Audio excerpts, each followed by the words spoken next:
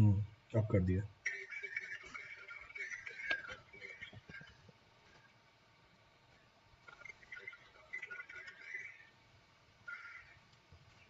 ठीक है, thank you.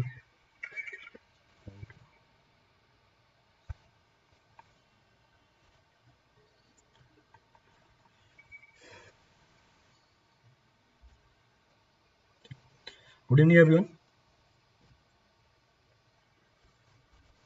Is audio video clear now? Audio video clear है?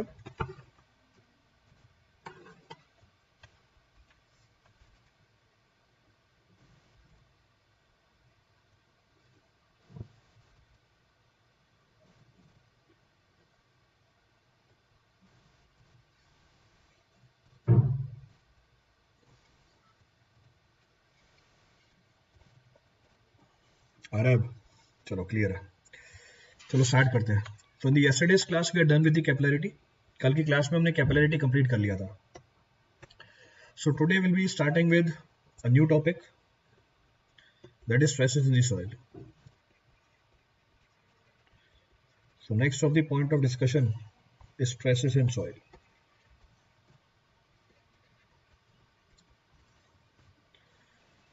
So again a very important topic from your examination point of view. बहुत ही important topic है आपके exam के point of view से। आगे बहुत सारी चीजें ऐसे इंटरलिंक्ड होती हैं। Several other topics are linked with the stresses in soil.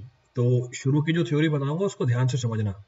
Try to understand that. आगे वाली चीजें फिर से आसान हो जाएंगी। Rest of the things will be comparatively simplified. So next of the point of reference is stresses in soil. अब जो पहले थ्योरी है उसको डिस्कस कर लेता हूँ। जो मेन पॉइंट होंगे उसको मैं मेंशन कर दूंगा आगे। I will be mentioning the main points also. So अगर हम स्ट्रेसेस की बात करें, if you talk about the stresses in the soil, the total stress at any given section in the soil mass.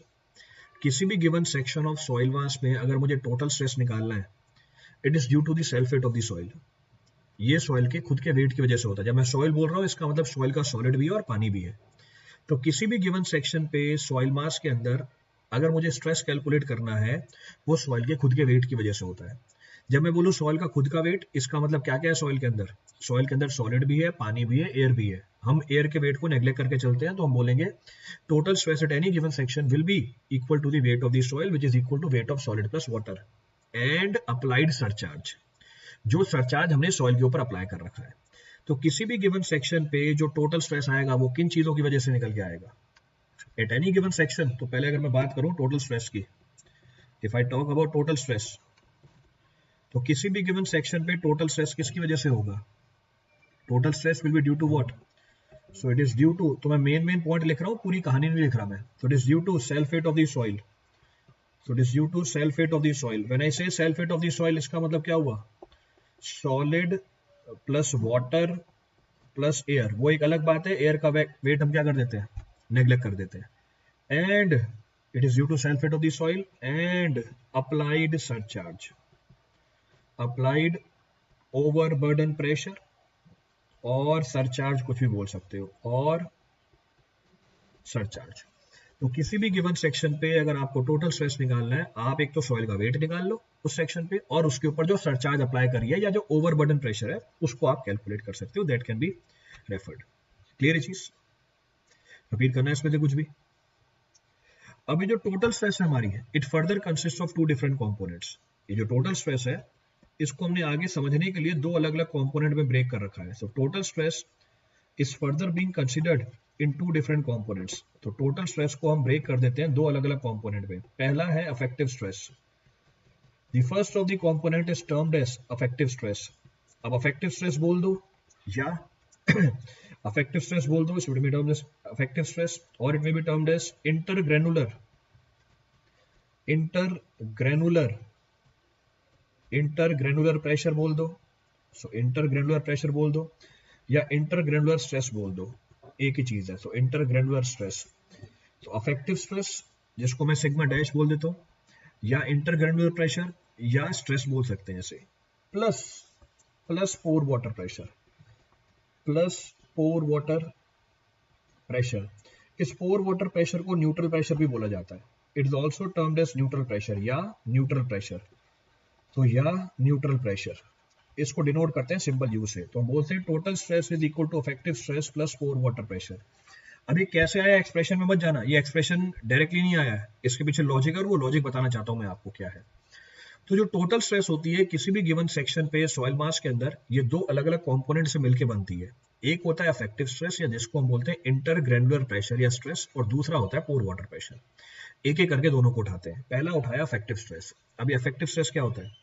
Affective stress is that component of the total stress which is being transferred by grain to grain contact. Effective stress वो stress होती है जो transfer होती है grain to grain contact से। तो soil का एक पार्टिकल इस स्ट्रेस को ट्रांसफर करता है नीचे वाले सॉइल के पार्टिकल के ऊपर, नीचे वाला सॉइल का पार्टिकल स्ट्रेस को ट्रांसफर करता है उसके नीचे वाले सॉइल के पार्टिकल के ऊपर। इसका मतलब ये ग्रेन टू ग्रेन कांटेक्ट से ट्रांसफर होती है। इस बात को समझने के लिए लेट्स सपोज ये आपको स्टोरी बना के दिखा दी, ये हमारे सॉइल के पार्टिकल है, these are our soil particle. तो वो कंपोनेंट टोटल स्ट्रेस का जो सॉइल का एक पार्टिकल नीचे वाले दूसरे पार्टिकल के ऊपर ट्रांसफर करता है, इसको हम बोलते हैं अफेक्टिव स्ट्रेस। क्योंकि ये पार्टिकल्स के बीच में लग रही होती है इसीलिए इसका दूसरा नाम क्या रखा? इंटरग्रेनुलर स्ट्रेस और इंटरग्रेनुलर प्रेशर। अगर ये स्ट्रेस पार्टिकल्स के बीच में लग रही है तो ये पार्टिकल्स को पास पास लेके आएगी या दूर दूर लेके जाएगी? तो ये पार्टिकल्स को पास पास लेके आएगी या दूर दूर लेके जाएगी? अगर ये stress particle to particle transfer हो रही है तो ये पार्टिकल को क्लोज स्टेट ऑफ कांटेक्ट में लेके आएगी या इसको सेपरेट आउट कर देगी? It will separate out the particles from each other. ये पार्टिकल्स को पास पास लेके आएगी। अगर पार्टिकल्स को ये पास में लेके आ रही है, कमेंट अपॉन दी वॉइड्स, इसका वॉइड रेशियो के ऊपर क्या फर्क पड़ेगा? तो अफेक्टिव स्ट्रेस सॉइल के वॉइड रेशियो क्या कर देती है? बिल्कुल सही बात है प्रिंस कुमार, केशव बिल्कुल सही बात है, पार्थ बिल्कुल सही बात है। तो अगर ये पार्टिकल्स को पास में लेके आ रही है, क्लोजर स्टेट ऑफ कांटेक्ट में लेके आ रही है, तो सॉइल का वॉइड रेशियो क्या हो जाएगा? कम हो जाएगा। सॉइल की परमेबिलिटी, सॉइल की परमेबिलिटी,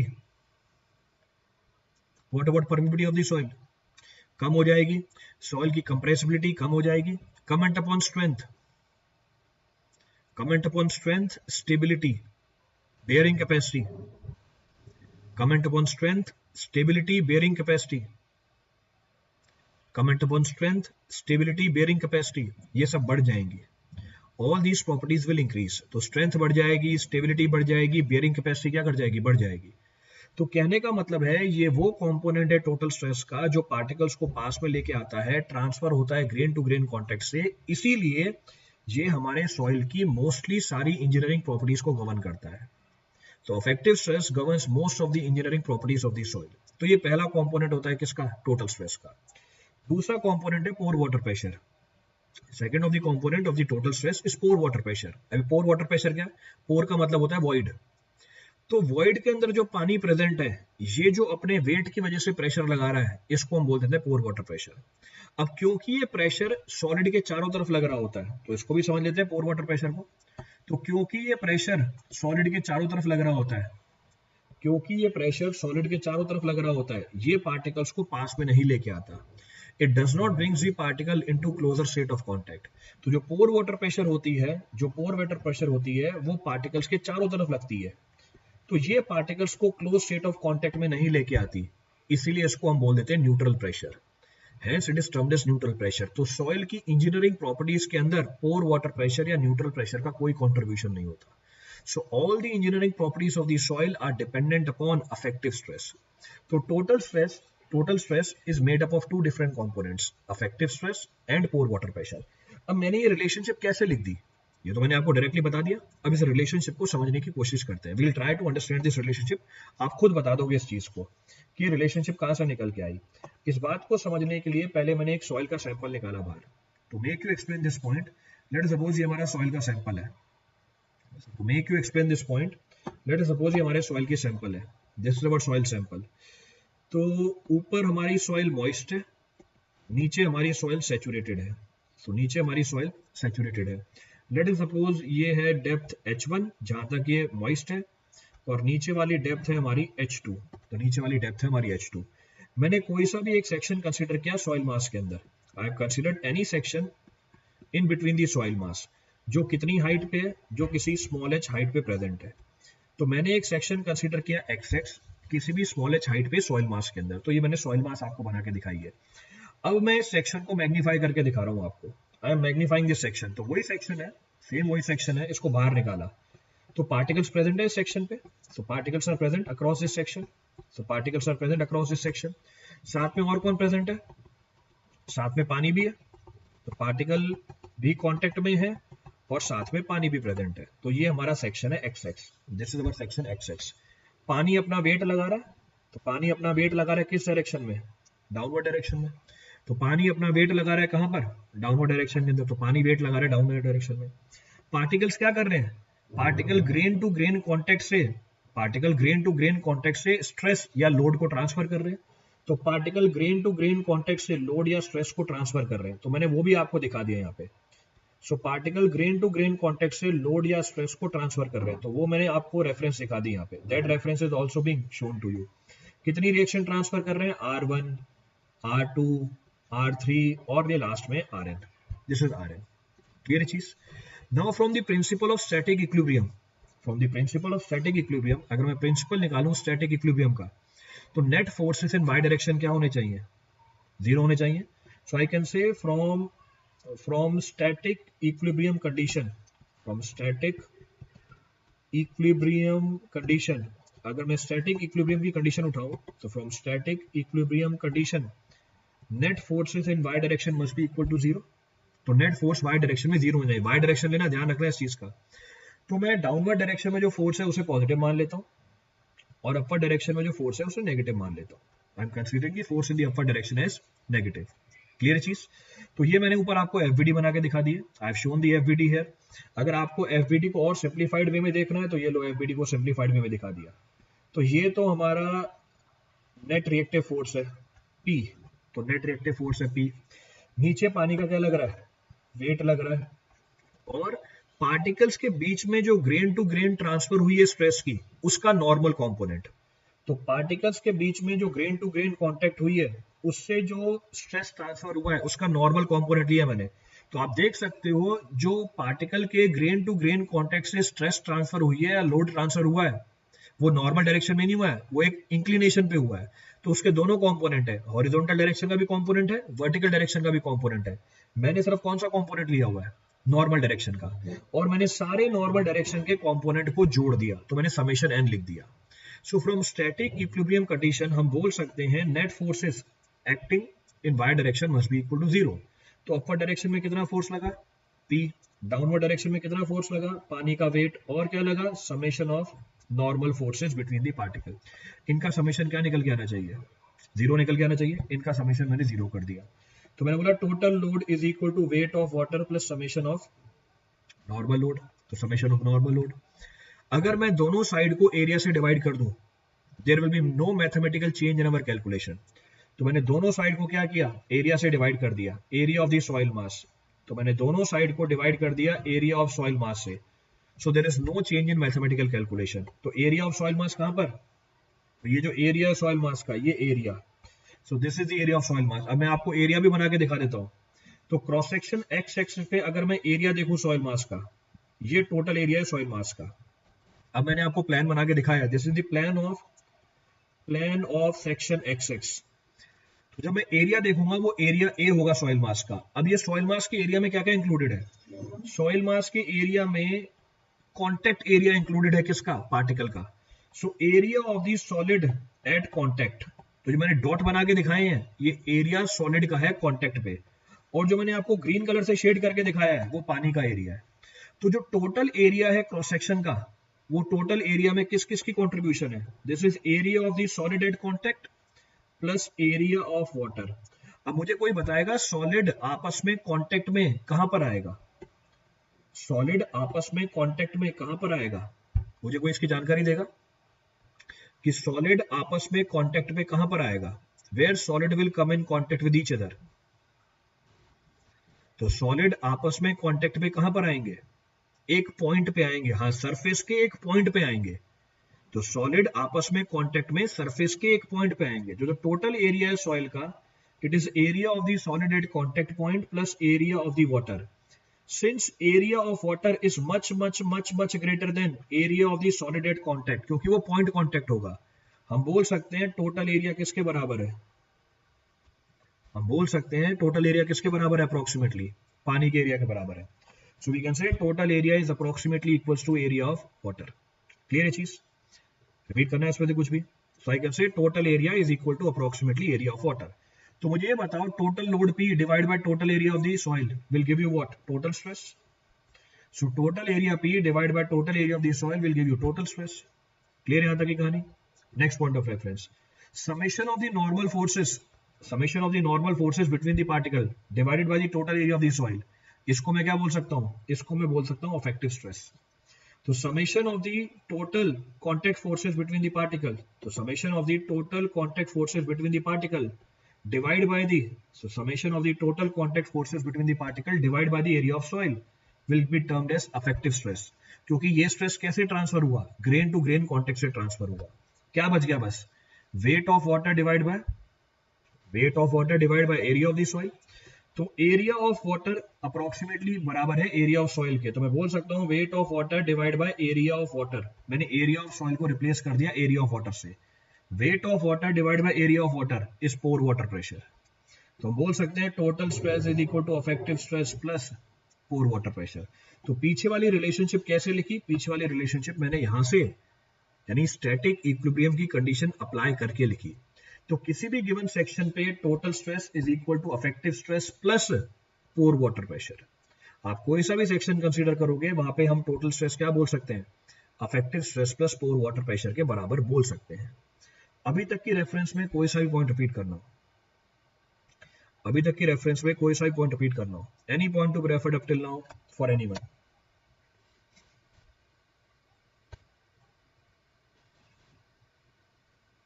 रिपीट करना है इसमें से कुछ भी किसी के लिए? Whether there is need to follow textbook first एड जाइए. बेटा अभी जो पढ़ा रहा हूं वो पूछो ना.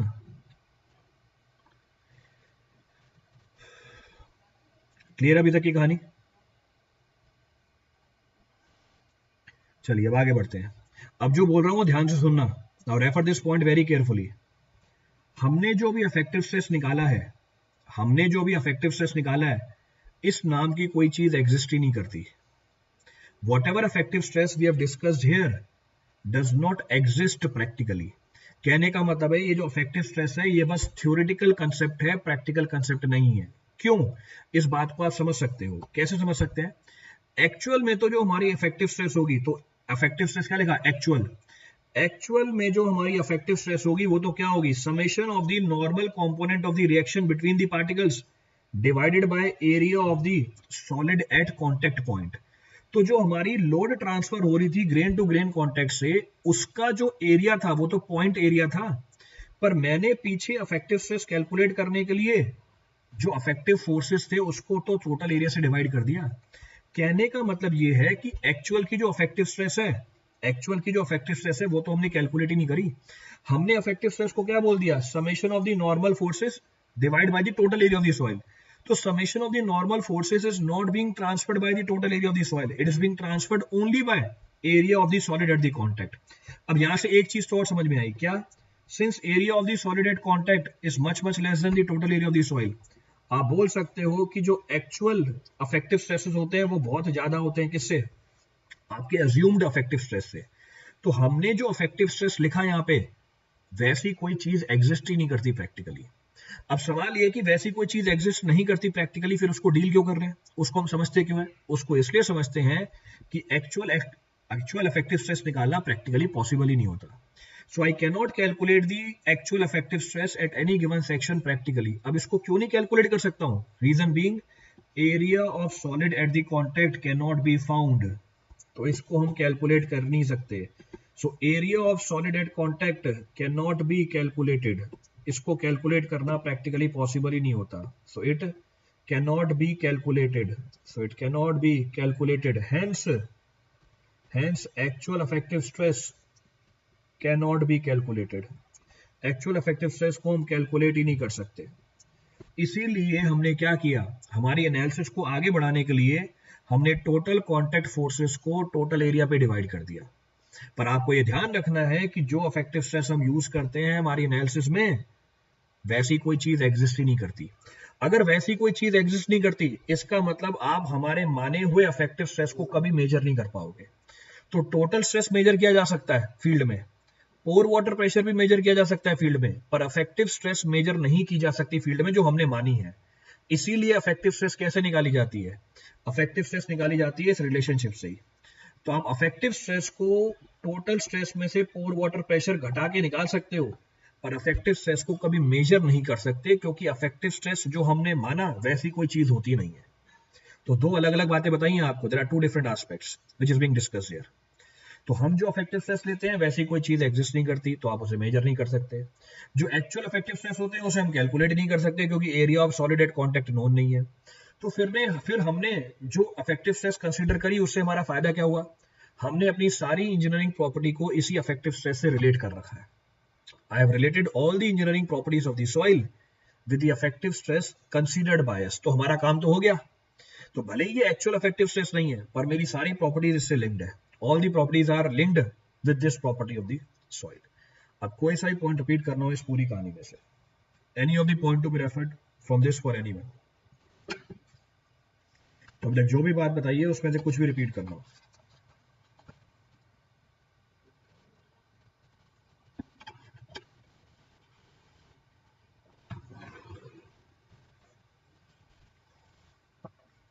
क्लियर है यहां तक की कहानी?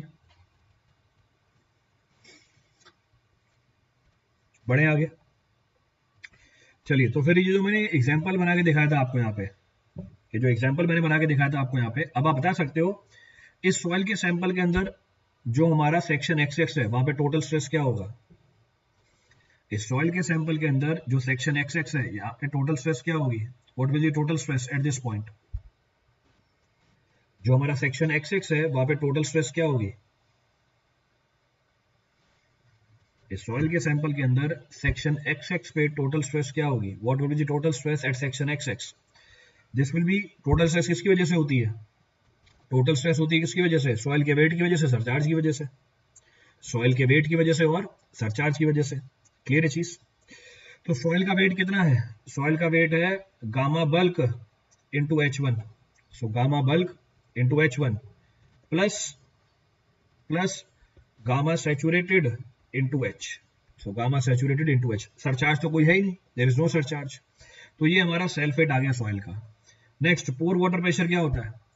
पोर water pressure is equal to height of the water above the concern section. ये तो आपको शुरू में बताया था, प्रेशर हेड। तो pore water pressure is equal to at any given section pressure head into unit weight of water. Pressure head क्या होता है? उस कंसर्न सेक्शन के ऊपर पानी का लेवल। तो जो मेरा कंसर्न सेक्शन है इसके ऊपर पानी का लेवल कितना है? जो मेरा कंसर्न सेक्शन है इसके ऊपर पानी का लेवल कितना है? H into gamma W. H into gamma W. तो इफेक्टिव स्ट्रेस क्या हो जाएगी? Total stress minus pore water pressure. So it comes out to be gamma bulk into H1 plus gamma submerged into small h। तो फिर से आपने देखा, affective stress को हमें कैलकुलेट करने के लिए टोटल स्ट्रेस और पोर वाटर प्रेशर निकालना ही पड़ता है। साहिल, पोर वाटर प्रेशर न्यूट्रल इसलिए होता है क्योंकि ये सॉइल के सॉलिड के चारों तरफ इक्वल मैग्नीट्यूड में लग रहा होता है। ये देखो डायग्राम बना के दिखाया मैंने आपको यहाँ पे। कहाँ गया डायग्राम? ये रहा।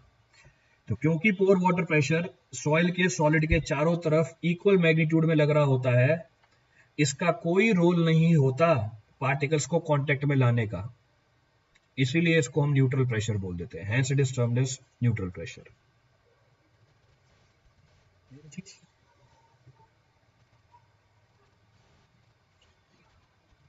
तो ये आपके बेसिक थ्योरी है स्ट्रेस की। This is the basic theory of the stresses that should be known to you. तो यहां तक की जानकारी आपको होनी चाहिए आगे वाली बात को समझने के लिए। For understanding of the remaining topic this much of the theory should be known to you. Clear है यहां तक की स्टोरी? अब आगे बढ़ते हैं। अब मैं अलग अलग केसेस कंसीडर करूंगा जिसमें आपको अफेक्टिव स्ट्रेस, टोटल स्ट्रेस और पोर वाटर प्रेशर निकाल के देना है। तो पहला केस उठाया मैंने, फर्स्ट केस, और बहुत ही इंटरेस्टिंग केस है ये। So first case, so case one is submerged. So case one is submerged soil mass. Case one is submerged soil mass. तो हमारी soil mass कैसी है? Submerged है। सरचार्ज क्या होता है? सरचार्ज मतलब आपने एडिशनल जो लोड लगाया।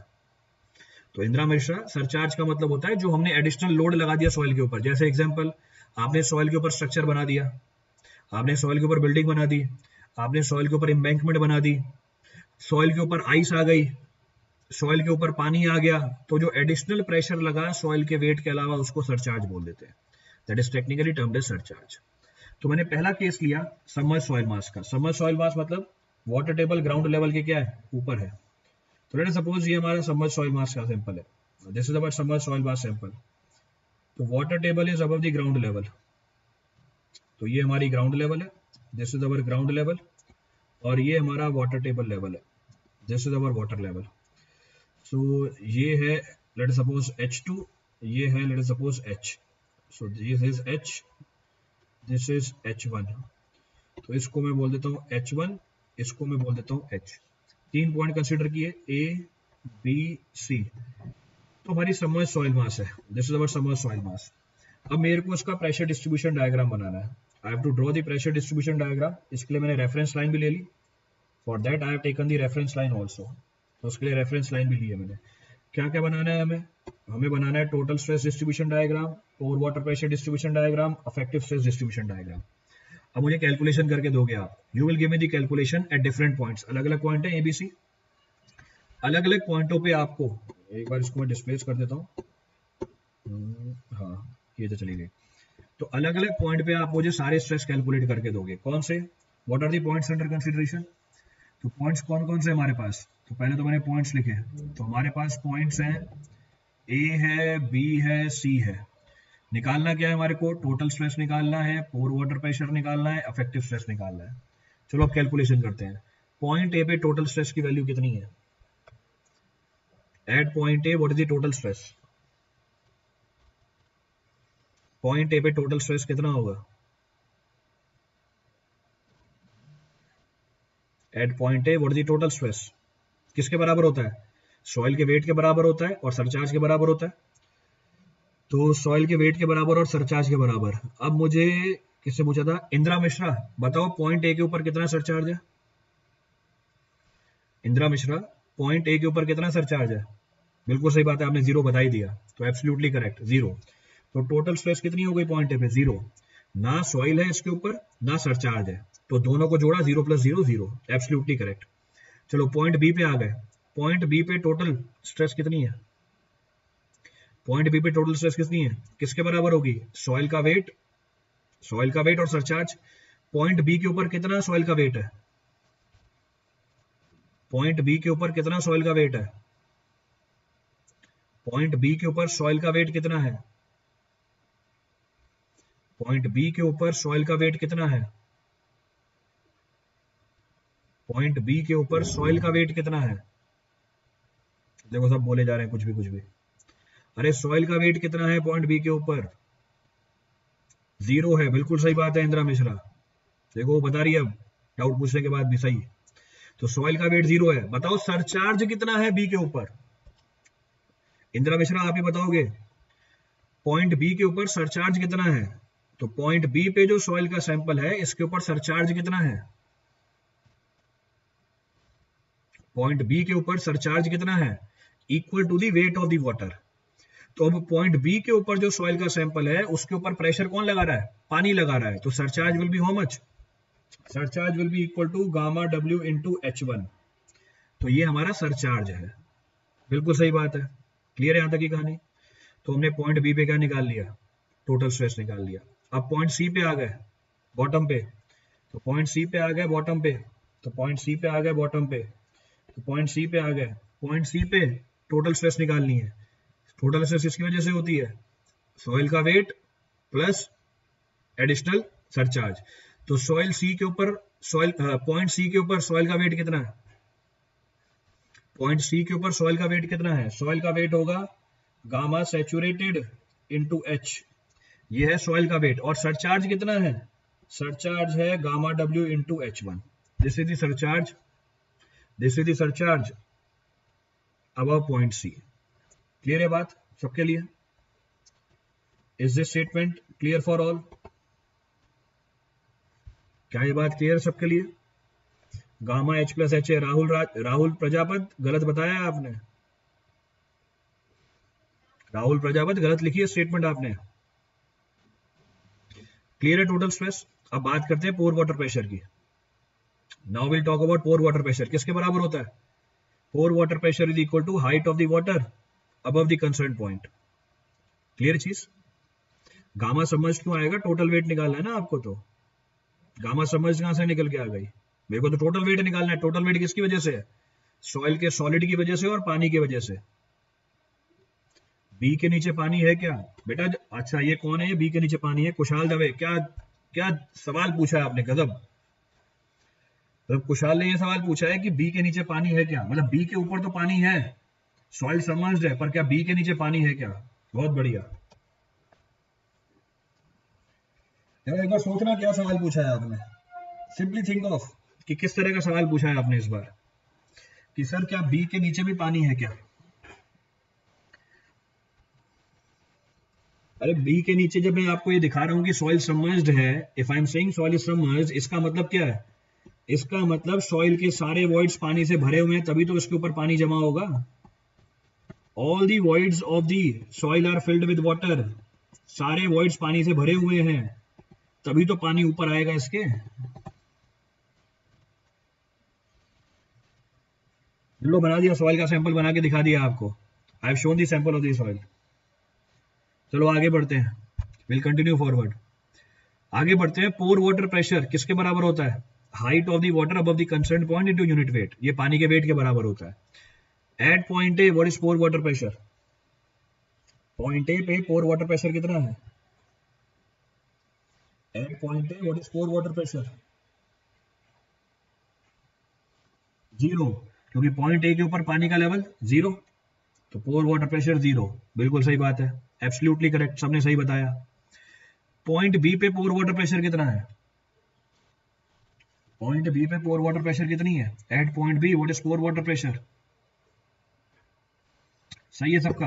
अभिजीत, राजेंद्र, मनिंदर, सबका सही है। पॉइंट बी पे pore water pressure, height of the water above the concern point into unit weight. So height of the water above the concern point into unit weight, gamma W into H1। बेटा share कर दिए मैंने, funny fitness share किया हुआ है group पे, देखो तो सही आप। I have shared in the group. So pore water pressure at point B is equal to gamma W into H1। Next, point C पे पोर वाटर प्रेशर कितनी है? पॉइंट सी पे पोर वाटर प्रेशर कितनी है? Height of the water above the concern point into unit weight. ये कौन है? केशव, केशव नंदन, क्या बोल रहे हो? पॉइंट सी के ऊपर pore water pressure zero. Point C के ऊपर पोर वाटर प्रेशर, पानी का लेवल सी के ऊपर है, H plus H1 into gamma W. So H plus H1 into gamma W, ये है पोर वाटर प्रेशर। तो पॉइंट सी के ऊपर पानी का लेवल कहां तक जा रहा है? पॉइंट ए तक जा रहा है, it is rising up two point A, तो ये हमारा पोर वाटर प्रेशर बनेगा। जीरो मत कर देना उसे। बिल्कुल सही बात है इंदिरा मिश्रा। अब मुझे अफेक्टिव स्ट्रेस निकालना है। अफेक्टिव स्ट्रेस कैसे निकालते हैं? Effective stress is equal to total stress minus pore water pressure. तो effective stress is equal to total stress minus pore water pressure. तो पॉइंट ए पे effective stress zero minus zero zero. Point B पे effective stress gamma W H1 minus gamma W H1 comes out to be zero, तो effective stress zero. Point C पे effective stress, point C पे effective stress gamma saturated into H plus gamma W into H1 minus gamma W. इसको उठा के हटाओ यहां से, भाई हट जा, इसको हटा दिया। हाँ, so gamma W H plus H1 कितनी वैल्यू आ रही है? This value comes out to be how much? Gamma W H1, gamma W H1 cancel out हो गया, gamma saturated into H minus gamma W into H, so gamma submerged into H, तो ये value निकल के आती है gamma submerged into H। तो ये हमने अलग अलग पॉइंट पे क्या निकाल लिए? ये हमने अलग अलग पॉइंट पे क्या निकाल लिए? नहीं सर, ओ तो पॉइंट ए तक है, बारे में बताया था। ओ तो पॉइंट, क्या बोल रहे हो ये केशव मदान, क्या चीज बोल रहे हो? ओ तो पॉइंट ए तक बताया था, बारे में बताया था। स्टेटमेंट क्लियर लिखो, क्या पूछना चाहते हो? राइट दी स्टेटमेंट क्लियरली केशव, क्या पूछ रहे हो सवाल? तो हमारी अफेक्टिव स्ट्रेस आ गई, जीरो बोल रहे हैं, हाँ, तो स्टेटमेंट क्लियर करो, क्या बोल रहे हो? 0.A के लिए बताया था, चलो ठीक है। तो ये हमने अफेक्टिव स्ट्रेस निकाल ली। अब मेरे को ये प्रेशर डिस्ट्रीब्यूशन डायग्राम प्लॉट करना है। I have to plot this pressure distribution diagram. अब इसको प्लॉट करते हैं। लो, so I have to plot this pressure distribution diagram. अब ध्यान रखना यहाँ पे स्लोप का भी काम होता है, क्योंकि पहला केस है, मैं आपको स्लोप भी बताऊंगा बीच के अंदर। पॉइंट ए पे टोटल स्ट्रेस 0, तो पॉइंट ए पे टोटल स्ट्रेस कितनी है हमारी, 0 है।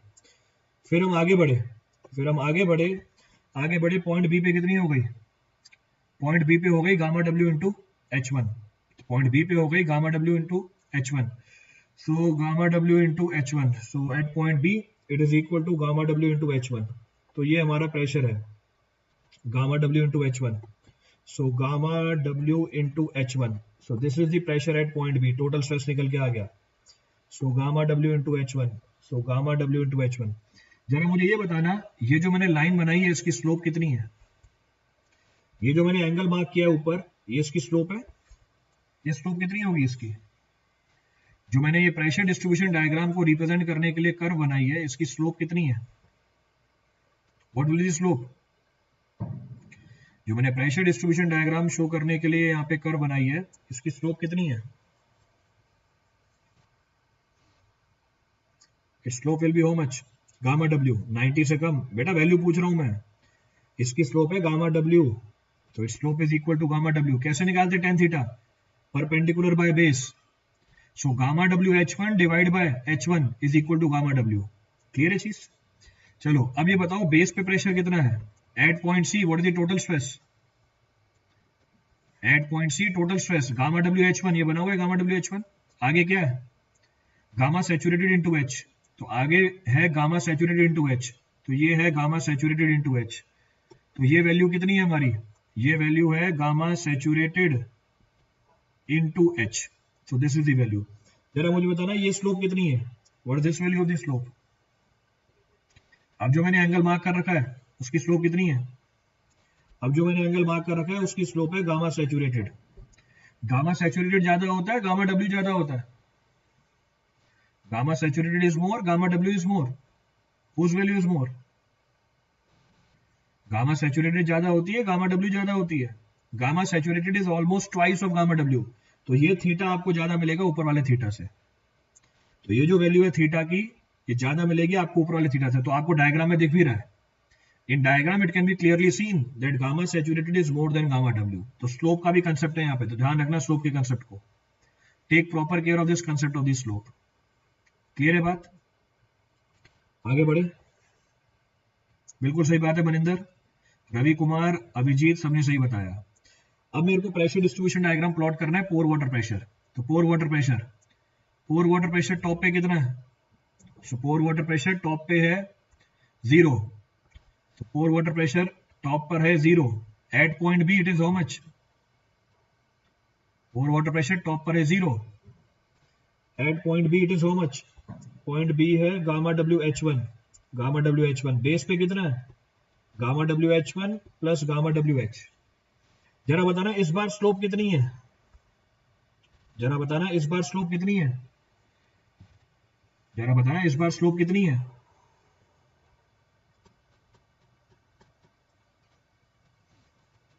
गामा डब्ल्यू है। इसका मतलब ये हुआ कि दोनों लाइन की स्लोप आपको क्या मिलेगी, सेम मिलेगी। So gamma W all around, बिल्कुल सही बात है Jayesh Pandit, absolutely correct statement. So gamma W all around, तो ये बिल्कुल सही बात निकल के आ गई आपकी। तो ये हमारा pore water pressure distribution diagram आ गया, this is our pore water pressure distribution diagram. Next point of reference, next is effective stress. अब मुझे अफेक्टिव स्ट्रेस डिस्ट्रीब्यूशन डायग्राम बनाना है, तो अफेक्टिव स्ट्रेस डिस्ट्रीब्यूशन डायग्राम बनाना है। टॉप पे 0, बी पॉइंट पे 0 और बॉटम पे कितना है, टॉप पे 0, बी पॉइंट पे 0, बॉटम पे कितना है, गामा सबमर्ज्ड इनटू H। तो ये स्लोप कितनी है, gamma submerged, this slope is equal to gamma submerged. तो मैंने आपको तीनों प्रेशर डिस्ट्रीब्यूशन डायग्राम बना के दिखाए, I have shown all the 3 pressure distribution diagram. Clear है पूरी कहानी, रिपीट करना है इस पे कुछ किसी के लिए, any point to be referred from this for anyone.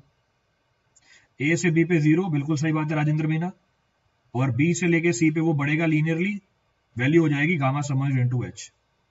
अब ये मेन चीज नहीं थी, this was not the main thing. अब मेन चीज जो सवाल पूछेगा आपसे, डायरेक्ट प्रॉब्लम आता है इस कंसेप्ट के ऊपर, और आपको ये कैलकुलेशन करने की जरूरत ही नहीं है, क्योंकि ये चीज मैंने आपको बता दिया। क्या बता दिया जरा मुझे ये बताओ जरा मुझे ये बताओ, अगर मैं पानी का लेवल H1 से बढ़ा के H2 कर देता हूं, अगर मैं पानी का लेवल H1 से बढ़ा के H2 कर देता हूं, पॉइंट C पे अफेक्टिव स्ट्रेस में क्या चेंज आएगा? अगर मैं पॉइंट B के ऊपर पानी का लेवल बढ़ा के H1 से H2 कर देता हूं, तो पॉइंट C पे अफेक्टिव स्ट्रेस में क्या फर्क पड़ेगा? If I increase the level of water above the ground level, अगर मैं ग्राउंड के लेवल के ऊपर पानी का लेवल बढ़ा दूं, तो सॉइल के अंदर अफेक्टिव स्ट्रेस में क्या चेंज आएगा? कोई चेंज नहीं आएगा। क्यों कोई चेंज नहीं आएगा? Why there will be no change? Why there will be no change in effective stress? Reason being, जब मैं ग्राउंड लेवल के ऊपर पानी का लेवल बढ़ाता हूं, जब मैं ग्राउंड लेवल के ऊपर पानी का लेवल बढ़ाता हूं, टोटल स्ट्रेस में उतना ही चेंज आता है जितना पोर वाटर प्रेशर में आता है। टोटल स्ट्रेस में उतना ही चेंज आता है जितना पोर वाटर प्रेशर में आता है। तो अफेक्टिव स्ट्रेस क्या रहती है? अफेक्टिव स्ट्रेस क्या रहती है? अनचेंज रहती है। अफेक्टिव स्ट्रेस में कोई चेंज नहीं आएगा। क्लियर चीज? रिपीट करना है इसमें तो कुछ क्लियर है पूरी कहानी? Any point to be refer from this for anyone? अब इसकी प्रैक्टिकल सिग्निफिकेंस, इसकी प्रैक्टिकल सिग्निफिकेंस, ये है प्रैक्टिकल सिग्निफिकेंस। अब ये सवाल पूछेगा, ये सवाल पूछेगा, बोलेगा एक लेक है, लेक में आरएल है 102 मीटर, तो लेक में आरएल है 102 मीटर, लेक में बॉटम है 98 मीटर पे, लेक में बॉटम है 98 मीटर पे। बोलता है बारिश हुई, बोलता है बारिश हुई, सवाल बोलेगा ये आपको रेनफॉल हुई, और लेक में आरएल बढ़ के आ गया 103.1 मीटर। बताओ बॉटम पे अफेक्टिव स्ट्रेस में क्या चेंज आएगा? What the change in effective stress at the bottom of the lake? What the change in the effective stress at the bottom of the lake? There will be no change at the bottom of the, कोई change नहीं निकल के आएगा lake के bottom पे।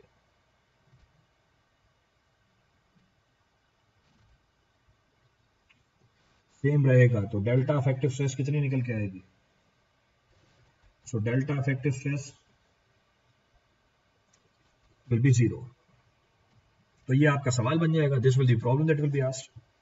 तो बोलेगा बारिश हुई, लेक में पानी का लेवल बढ़ा, तो बोलेगा बताओ जो सॉइल है उसमें कितना चेंज आएगा अफेक्टिव स्ट्रेस के अंदर? कोई चेंज नहीं आएगा। तो ये तो हम समझने के लिए करते हैं, ये डायग्राम मैंने आपको समझाने के लिए बनाया। एक्चुअल सिचुएशन क्या? लेक है, पॉन्ड है, रिजर्वॉयर है, इनमें जब पानी का लेवल बढ़ता है तो जो नीचे सॉइल होती है उसमें अफेक्टिव स्ट्रेस में कोई चेंज नहीं आता। There is no change in the effective stress of the soil. Clear है पूरी कहानी? रिपीट करना है इसमें से कुछ किसी के लिए? कल का लेक्चर शो नहीं हो रहा, अभी अपलोड हो जाएगा कल का लेक्चर भी। कल का लेक्चर अपलोड हो जाएगा, आज और कल सुबह तक हो जाएगा कल का लेक्चर अपलोड। क्लियर है? तो ये पहला केस था हमारा सबमर्ज्ड सॉइल मास का। This was the first case of submerged soil मास।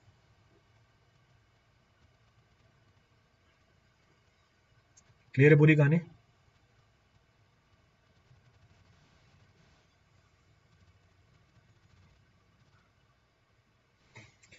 चलिए बाकी कल करते हैं। We are done with today's class, rest will continue tomorrow. बाकी कल कंटिन्यू करेंगे। चलिए,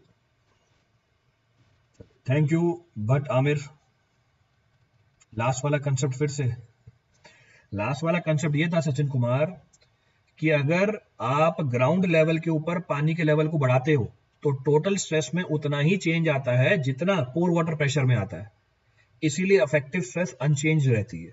ये हमने कैलकुलेट करके देख लिया।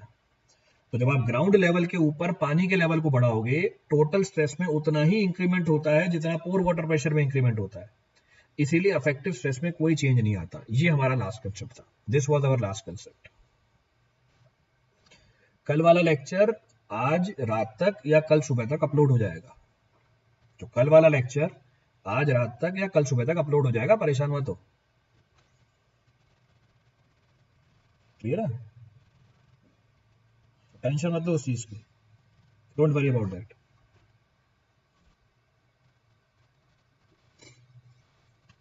चलिए, थैंक यू एवरीवन। बाकी कल करते हैं, रेस्ट विल डू टुमारो।